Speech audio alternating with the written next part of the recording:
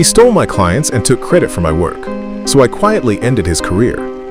I'm not proud of what I did, but I'm also not sorry. I work in commercial architecture. Big projects, high stakes, the kind where one wrong decision can cost millions and delay a project by months. I've been in this game for over 15 years. Built my way up the old school way. Started as a CAD drafter, learned under grizzled old veterans, got my license, and earned the trust of clients who actually matter. I don't wear skinny suits or drop buzzwords like biophilic design.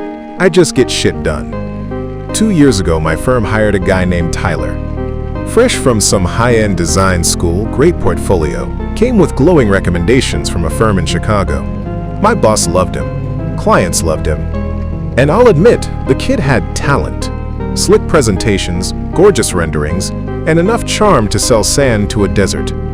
At first, I didn't mind him. I figured he was just another ambitious up-and-comer trying to make a name for himself.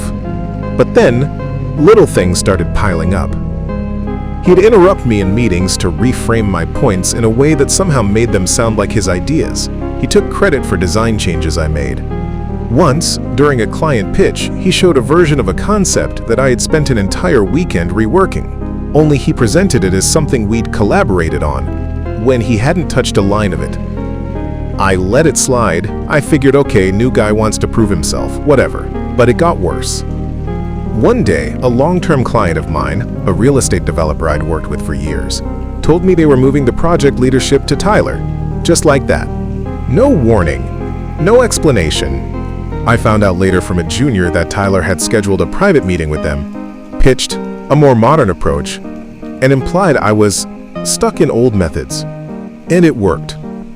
That was my breaking point. I wasn't going to yell, I wasn't going to make a scene, but I wasn't going to let it go either. I knew something he didn't. At our firm, all project files are backed up on a local server. Every change, every version, every saved file gets logged with timestamps and usernames. Most people don't think about that. I do. So I started watching.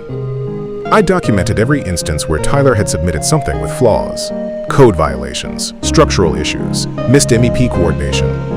I flagged the ones he had corrected only after other team members pointed them out. Then I pulled the file history and version logs to show how I or someone else had corrected his errors before he presented the final version to clients. I compiled it all into a clean, professional report. No emotion, just facts, a timeline, attached files, internal emails, CAD exports. And then I waited. 3 months later, Tyler submitted a major proposal for a city project. His name was all over it. The presentation was beautiful, I'll give him that.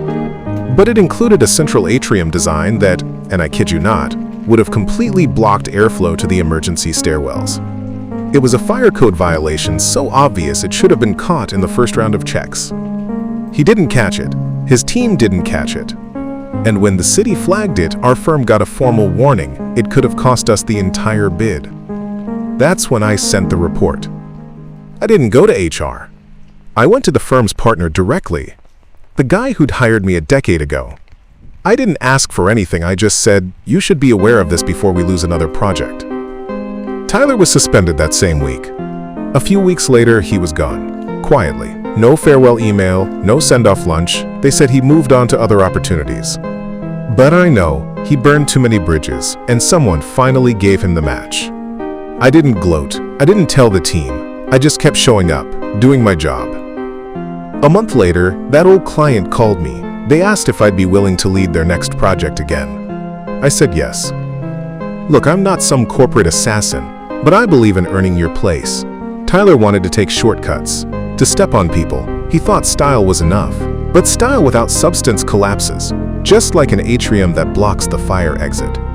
And sometimes, if you stay quiet long enough, people hang themselves with their own blueprints.